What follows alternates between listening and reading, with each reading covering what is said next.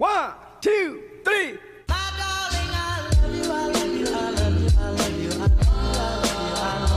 Hello tout le monde, je voulais vous faire une petite vidéo pour vous faire un retour sur ma formation de podcast avec Christophe Train. Donc là, aujourd'hui, on est en décembre.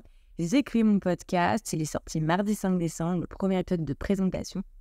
Et tout ça, c'est grâce à la formation que j'ai fait donc en mars ou avril, je ne sais plus exactement, avec Christophe Train. Donc c'était avec l'organisme l'ORIFPN.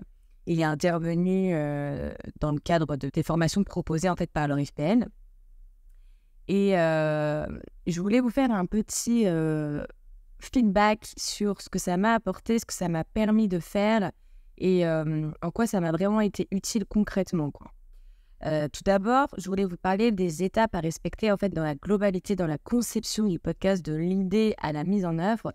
Il y a vraiment des étapes à respecter, en tout cas à passer pour concevoir sainement et correctement en fait son podcast. Et ça m'a permis à la fin de cette formation qui a duré une journée d'avoir les étapes plus claires dans ma tête et de savoir quelles actions je devais mettre en place si je voulais créer mon podcast sur telle ou telle échéance. Donc ça c'est top parce que c'est vrai que quand on n'y connaît rien, en fait, on n'a pas forcément idée en termes de temps, en termes d'outils, en termes d'investissement au niveau de nos compétences, ce qu'on va devoir acquérir comme chose. En fait, on n'en sait rien quand on ne connaît pas le domaine. Donc ça, cette expertise-là que Christophe nous a partagée, elle a été très précieuse.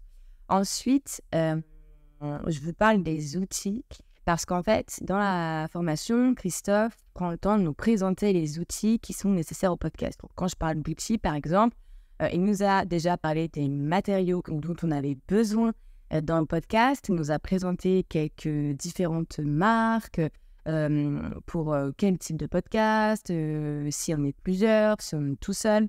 Voilà, ça permet aussi de nous d'avoir des pistes de réflexion qu'on n'aurait pas forcément eues parce que, encore une fois, ce n'est pas notre domaine de base. Donc, c'est vrai qu'il y a des choses auxquelles on ne pense pas forcément.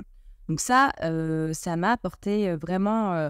aller à l'essentiel en fait. J'ai pas tant cherché que ça, j'ai refait des petites recherches perso pour personnaliser mon podcast parce que forcément Christophe nous fait une proposition et il nous choisit, mais du coup là j'avais vraiment besoin de me fixer sur quelque chose, donc j'ai refait des recherches moi-même, mais j'avais des éléments, je savais où chercher, je savais quoi chercher, donc ça m'a apporté gain de temps, un énorme gain de temps.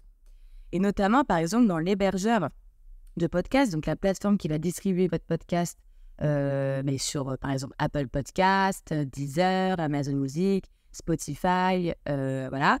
Ça passe par une plateforme, en fait, le distributeur, l'hébergeur. Et ça, c'est quelque chose que je ne savais pas. Il nous a donné 2 différents qu'on pouvait choisir, un payant, un pas payant. Les différences, on a comparé, on a pu poser des questions. On avait bien le temps de poser des questions, c'était génial. Donc voilà, ça m'a vraiment apporté ça, le gain de temps aussi par rapport à ça et surtout un feedback de professionnel parce qu'il lui nous a fait part pas de ses préférences mais en termes d'efficacité, en termes d'utilisation et nous selon nos besoins, en quoi ça pouvait nous être utile, pourquoi c'était mieux peut-être potentiellement de commencer par celui-ci ou celui-ci. Voilà, donc ça vraiment au niveau, je me sentais vraiment très...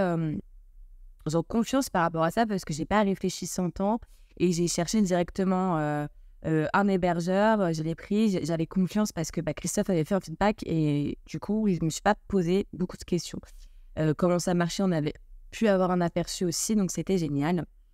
Et puis, j'avais mis aussi en dernier pour sublimer le tout de tous ces apports techniques, de tous ces apports informationnels, sur le podcast, la conception d'un podcast, c'est le fait que Christophe soit hyper chaleureux, hyper jovial, donne envie d'essayer, de tester, donne envie de se lancer. Et donc, tout ça, voilà, cette journée-là, elle est vraiment sublimée par la personnalité de Christophe qui est pleine d'entrain et ça fait vraiment du bien, ça fait vraiment plaisir.